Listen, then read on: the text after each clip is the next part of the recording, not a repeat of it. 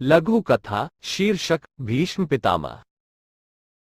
भीष्म पितामह, जिनका मूल नाम देवव्रत था, हस्तिनापुर के महाराज शांतनु और देवी गंगा के पुत्र थे।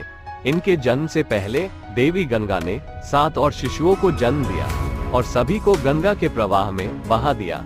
8वें बालक को जब वो बहाने गई, तब महाराज शांतनु ने उनसे अत्यंत दुखी होकर ऐसा करने का कारण पूछा।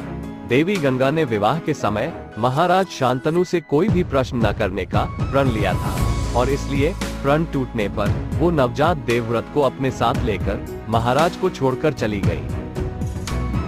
वास्तव में देवी गंगा के गर्भ से 8 श्रापित वसुओं का जन्म होना था, जिन्हें धरती लोक से मुक्त करने के लिए उन्होंने इन शिशुओं को अपने प्रवाह में बहा दिया था।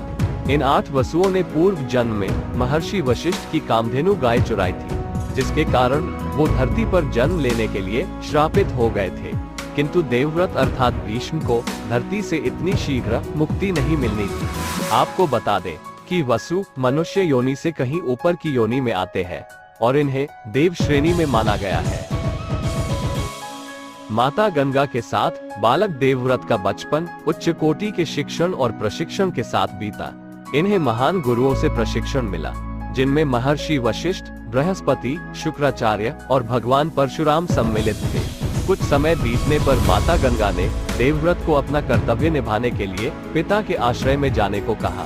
इस समय जब देवव्रत गंगा के तट पर आए, तब अपनी माता से भेंट करने की इच्छा रखते हुए उन्होंने गंगा के प्रवाह को अनेक बाणों का बांध बनाकर रोक दिया था। इस घटना के माध्यम से ही महाराज शांतनु की भेंट बालक देवव्रत से हुई और तब उन्हें ज्ञात हुआ कि वो उन्हीं का पुत्र है, जिसे देवी गंगा अपने साथ ले गई थी। अब पिता पुत्र का मिलन होता है और देवव्रत अपनी पिता के सुख और सेवा में अपना जीवन समर्पित कर देते हैं। आगे चलकर महाराज शांतनु जब मत्स्य कन्या सत्यवती से विवाह करने की इच्छा रखते हैं, तब सत्यवती यह शर्त रखती है कि महाराज शांतनु का उत्तराधिकारी उनके ही संतान को बनाया जाए। शांतनु इस शर्त को स्वीकृत नहीं कर पाते हैं। पिता के दुख को दूर करने के लिए देवव्रत ये प्रण ले लेते हैं कि वो कभी हस्तिनापुर के सिंहासन पर नहीं बैठेंगे और सदैव हस्तिनापुर के सिंहासन का रक्षण करेंगे, और यह भी कि वे आजीवन ब्रह्मचर्य का पालन करेंगे। इस अत्यंत कठोर प्रतिज्ञा के बाद ही देवव्रत का नाम भीष्म हो गया। पिता ने इस अद्भुत बलिदान के लिए भीष्म को इच्छा मृत्यु का वरदान दे दिया। भीष्म ने आगे चलकर माता सत्यवती के पुत्र विचित्रवीर्य के विवाह के लिए काशी की राजकुमारियां अंबा, अंबिका और अंबालिका के स्वयंवर को बाधित कर सारे प्रतिद्वंदियों को हरा दिया। अंबिका और अंबालिका का विवाह विचित्रवीर्य से हुआ, किंतु राजकुमारी अंबा ने भीष्म से प्रतिशोध लेने के लिए गुरु परशुराम से न्याय करने का आग्रह किया। इसी समय जब भीष्म और भगवान परशुराम के बीच भयंकर युद्ध हो रहा था, तब भगवान शिव प्रकट हुए और युद्ध के अंत का आदेश दिया। साथ ही राजकुमारी अंबा को आने वाले जन्म में भीष्म की मृत्यु का कारण बनने का वरदान दिया।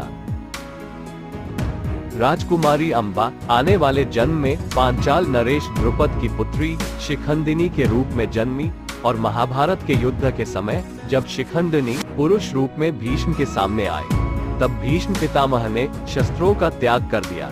मित्रों, वर्तमान समय में भीष्म पितामह का एकमात्र मंदिर प्रयागराज, उत्तर प्रदेश में गंगा के तट पर स्थित है। आस्थावान यहाँ आकर उन्हें नमन करते हैं और आशीर्वाद लेते हैं।